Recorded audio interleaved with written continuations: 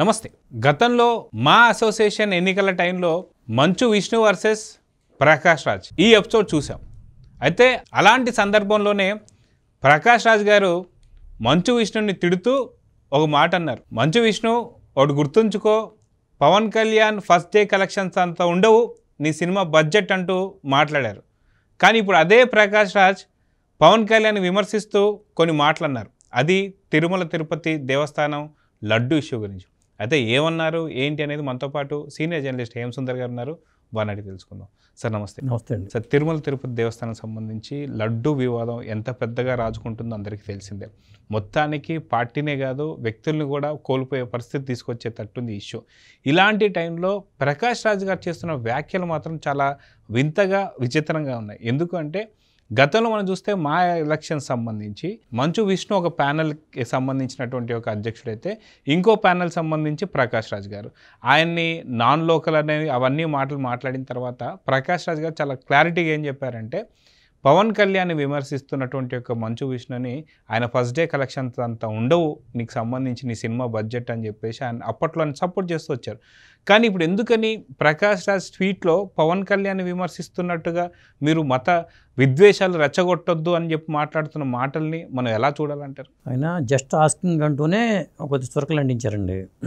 ఈ లడ్డు తిరుపతి శ్రీవారి లడ్డు వ్యవహారంలో ఆయన ట్విట్టర్ వేదికగా కామెంట్ చేశాడు. ఆయన అంటే జాతీయ స్థాయిలో చర్చలు జరుపుకునేట్టుగా చేయొద్దు, ఇప్పటికీ ఉన్న మతపరమైన విభేదాలు చాలు అంటూ కామెంట్ చేశాడు. అంటే power star Pawan Kalyan involvement ఈ విషయంలో ఏమీ లేకపోయినా కానీ ఆయన అడగాల్సింది ఏంటి, జగన్ అడగాలి. అసలు ఎందుకు చేశారు నాయన, ఈ కొవ్వు రాజకీయాలు ఏంటి నాయన అని చెప్పి జగన్ అడగాల్సిన, అట్లా ట్వీట్ చేసి ఉంటే అది వేరుగా ఉండేది. జగన్ అడగకపోక నువ్వు నందా అయితే నేను బద్రీనాథ్ అని పవర్ స్టార్ జవాబు చెప్పాడు కాబట్టి ఈసారి పవర్ స్టార్ అయితే దానికి ఏమీ జవాబు చెప్పలా.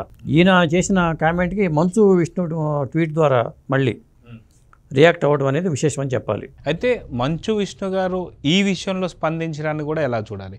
ఎందుకంటే వాస్తవం చెప్పాలంటే అడుగుతున్నటువంటి ప్రశ్న అనేది డిప్యూటీ సీఎం పవన్ కళ్యాణ్ గారు అడగడమే ఒక తప్పు అనుకుంటే, యాక్చువల్గా అడగాల్సింది ఎవరిని? ప్రకాష్ రాజ్ గారు సినీ ఇండస్ట్రీకి సంబంధించినటువంటి ఒక పోసాని కృష్ణమౌళి గారిని లేదా అలీ గారిని అడగాల్సినటువంటి క్వశ్చన్. ఎందుకంటే మీ హయాంలో ఎందుకని ఇలాంటివి చేశారు, ఇప్పుడు ఎందుకు ఇంత పెద్ద ఇష్యూ లాగా రాజుకుంది, ఇప్పుడు ఇది మతపరమైనటువంటి ఒక విద్వేషాలకు దారి తీస్తుంది అన్నట్టుగా వారిని వేయాల్సినటువంటి ఒక ప్రశ్నని ఇక్కడ పవన్ కళ్యాణ్ వేయడాన్ని ఎలా చూడాలి?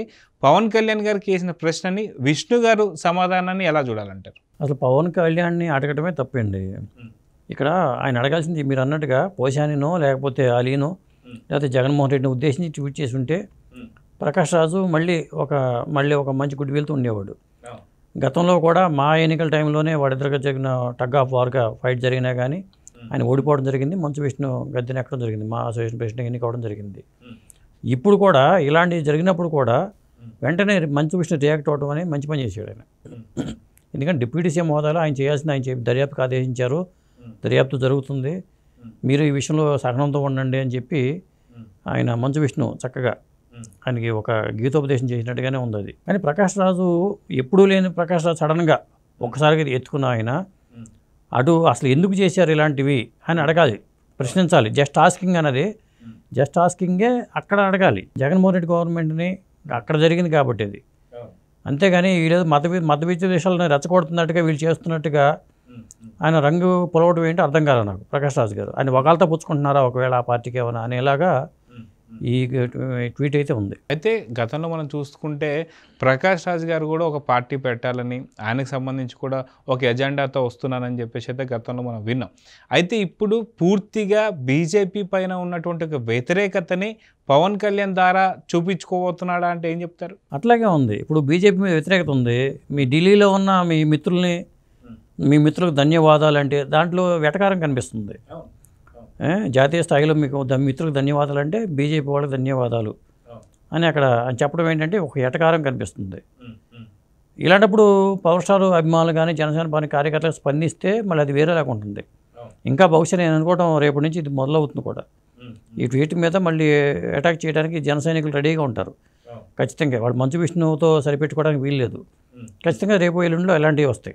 అయితే ఈ ఇష్యూలో ఖచ్చితంగా ఎన్డీడీబీకి సంబంధించినటువంటి ఒక ల్యాబ్ సర్టిఫికేట్లు, ఈ యొక్క రిపోర్ట్ల ద్వారా వచ్చినటువంటి ఒక ఏదైతే మనకు వచ్చినటువంటి ఒక షీట్ ఏదైతే ఉందో దాంట్లో పూర్తిగా రిపోర్ట్లో ఖచ్చితంగా పంది కొవ్వుతో పాటు యానిమల్ కొవ్వు ఏవైతే ఉన్నాయో ఫ్యాట్ వీటన్నిటితో పాటు ఇవన్నీ కూడా కలిసి అని చెప్పేసి అయితే అంటున్నారు. 2019 నుంచి 24 దాకా ఆ లడ్డూని స్వామివారికి సంబంధించి పూర్తిగా ఆ లడ్డూలో స్వామివారిని చూస్తూ ఉంటారు. సో ఆ స్వామివారిని చూస్తున్నటువంటి ఒక లడ్డూని తిన్న ప్రతి ఒక్కళ్ళ మనోభావాలు దెబ్బతిన్నాయంటే ఏమంటారు? ఖచ్చితంగా దెబ్బతింటాయి. ఇప్పుడు ఇప్పటిదాకా ఏంటంటే పవిత్రమైన లడ్డు అనుకునేవాళ్ళం. తిరుపతి లడ్డూకి ఎంతో టేస్ట్ ఉంటుంది ఇలాంటి మనం మాటలు విన్నాం. ఇప్పుడు తిన్న వాళ్ళందరూ అరే ఇలాంటి ప్రసాదం మనం తిన్నామా అది చెప్పాలంటే భక్తుల మనోభావాల మీద దెబ్బతీయటమే. ఇది చిన్న విషయం కాదు. ఇది వాళ్ళ ఈ లడ్డూ ఇష్యూ ఎంత జరుగుతుందంటే ఇది చిన్న విషయం అయితే కాదు.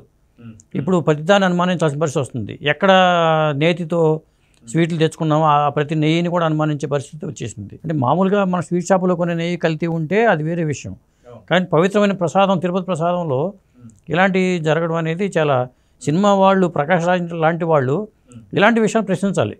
సినిమా వాళ్ళు ఎవరైతే ఉన్నారో వాళ్ళందరూ కూడా ఇలాంటి అంశాన్ని ప్రస్తావించి వాళ్ళని అడిగితే బాగుంటుంది. కానీ వీళ్ళ అధికారంలో ఉన్న వాళ్ళని వీళ్ళు ఎట్టగో దర్యాప్తుకు ఆదేశిస్తున్నారు. దీని మీద వీళ్ళే కదా బయటికి తీసుకొచ్చింది కూడా. మళ్ళీ వీళ్ళనే ప్రశ్నించడం ఏంటినా? అవును.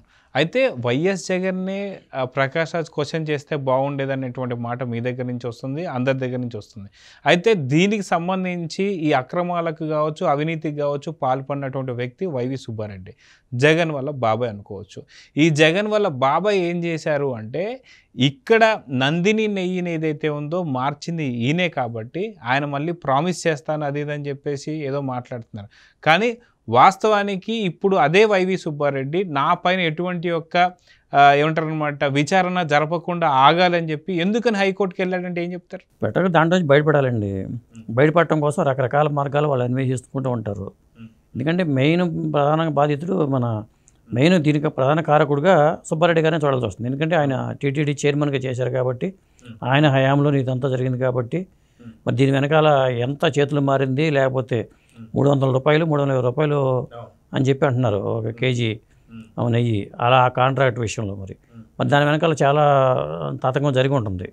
లేకపోతే ఆ బ్రాండుల్ని నాసి రకం నెయ్యిని ఎలా వాడతారు, దీని నుంచి బయటపడటం ఎలాగని అర్థం కావట్లేదు వాళ్ళకి. డ్యామేజ్ కదా ఇది, పార్టీకి చాలా పెద్ద డ్యామేజ్. అయితే సినీ ఇండస్ట్రీలోనే ఉన్నటువంటి యొక్క ఈ పరిస్థితుల్లో ప్రకాష్ రాజ్ గారు అడిగేటువంటి యొక్క క్వశ్చన్లోనే చాలా రకాల చురకలు ఉన్నాయి.